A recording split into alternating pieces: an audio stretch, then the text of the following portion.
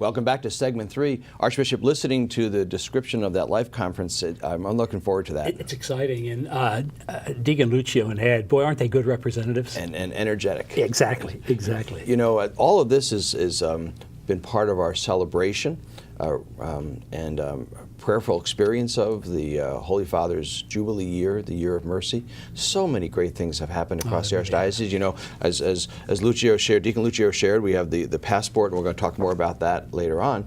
But all of this is these activities are to remind us of our faith, Jesus' call, the Church's teaching about what we call the corporal and spiritual works of mercy. We often use segment 3 as a teaching time, so let's use this time. Help us learn from you a little bit about the corporal and spiritual works. I'm glad for that, Brian. And you know, before we do that, there's a wonderful quote on the document in which our Holy Father announced the Jubilee Year of Mercy. Great. It was called in Latin Misericordiae Vultus, the face of mercy. Jesus is the face of God's mercy.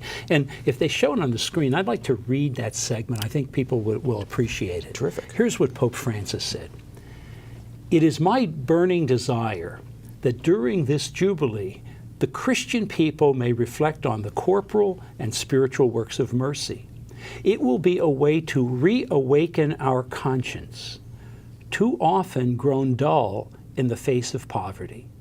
And let us enter more deeply into the heart of the gospel, where the poor have a special experience of God's mercy." I love that notion of reawakening our conscience. This is not, the spiritual and corporal works of mercy are not new.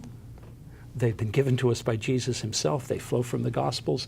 But we need to hear them again, and we need to be called, first of all, to receive mercy, and then to put it into practice in these ways.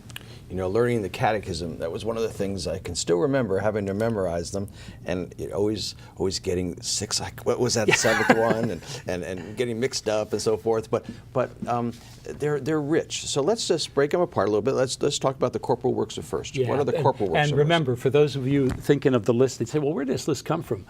Just go to the Gospel according to St. Matthew, chapter 25, and you remember this because it was, when did I see you hungry? I mean, it's kind of a haunting examination of conscience. But for our listeners and readers, feeding the hungry, giving drink to the thirsty, clothing the naked, welcoming strangers, visiting the sick, and visiting those imprisoned. I mean, if you just think of those actions that are so much a part of really was of Jesus' life, of reaching out and not waiting for someone to come to us. I think of the work of Catholic Charities, but even more so, Brian, I think of the ways we treat family and the way we expand our families to others. By if somebody is without proper housing or doesn't have a place to stay or needs to be welcomed into our country as an immigrant, if someone doesn't have a voice and a child in the womb. There are so many ways in which we make the corporal works of mercy happen. And that's actually, I'm glad you said you got 6 out of 7. I think I did the same. And I think I got those 6. And then I would always forget bury the dead. Yeah.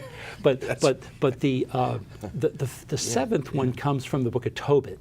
And it's actually developed, I think it was St. Thomas Aquinas, who, in meditating upon those people who actually assisted in the burial of the body of Jesus, who spiritually said that every time we care for people who have died, that is actually a corporal work of mercy. So they're the 7. Not coincidentally, 7 is a number that's quite religious and quite powerful. 7 sacraments, even 7 deadly sins, we know that. So the 7 corporal works of mercy are 7 actions that ought to be part of our spiritual life. How am I able to join the Church in doing these things, as opposed to I'm doing these on my own? It reminds us all, and I remember my own learning of them, oh, this is what I'm supposed to do. Yeah. Speakers often use the kind of a cute line sometimes when teaching young people about the faith. They'll talk about, is there enough evidence if you were on trial Yes. for being a Catholic Christian? That's right. That you're a Christian. That you're a Exactly. Christian. And these are the tools. These are some of the ones to say. really are. When have you done these things? They really are. It's no accident that earlier this month we have in Rome the 4th of September, and Blessed Teresa of Calcutta, now Saint Teresa of Calcutta, that's right. is raised to the level of saints. I think she epitomizes for the world, not just for Catholics, I think for the world, this notion of what it means to walk with people who are in need and often forgotten. Yes. Yeah. Okay, now the spiritual works of mercy. Spiritual, well, you know what? How did you do in catechism with this? Because I did not do well. No, don't ask me that question. Yeah. Here's the way I came up with them. I thought, all right, there's 7 spiritual works of mercy. 4 of them are really obligations on my part as I reach out to others.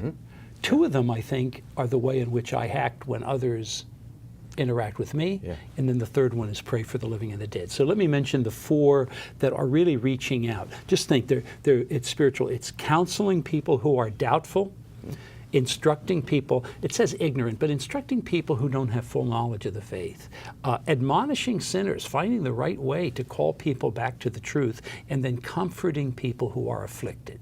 So in some ways, that reaching out takes many dimensions: counseling, instructing, admonishing people if they're on the wrong path, but also comforting people who are afflicted.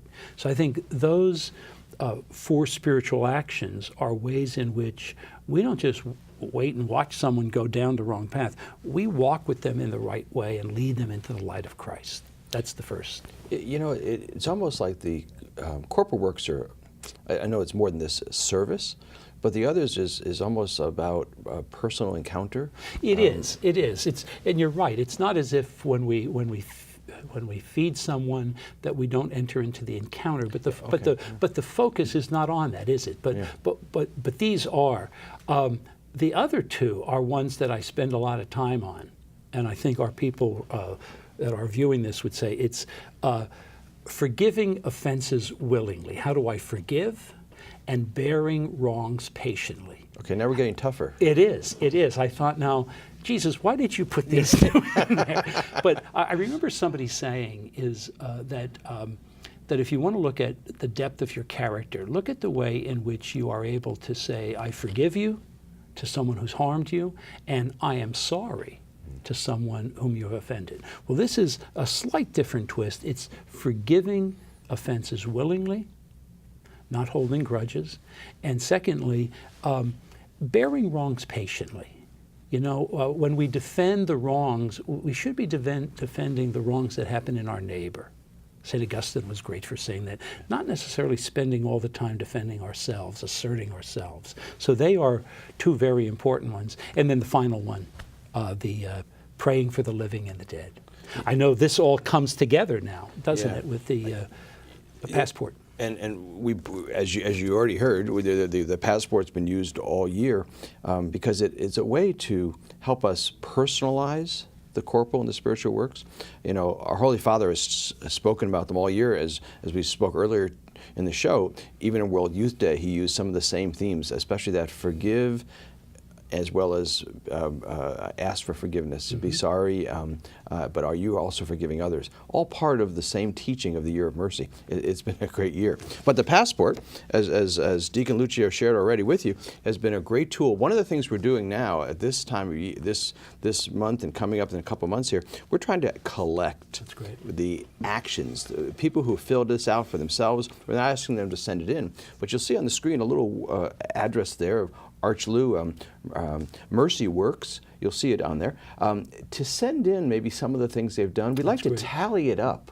We're thinking about it's like we used to do that with the spiritual bouquets. Yeah, very good. It's a beautiful thing to do. As we move into even the end of this year, and as we prepare for Advent in just a couple months here, that'll be a great wrap up to do. Is the what was the Year of Mercy in the Archdiocese of Louisville? Excellent. Archbishop, this has been a great show. A lot of things covered in a very short time. Thank you for being with us for this edition of Conversation with Archbishop Kurtz, and we'll see you again next month.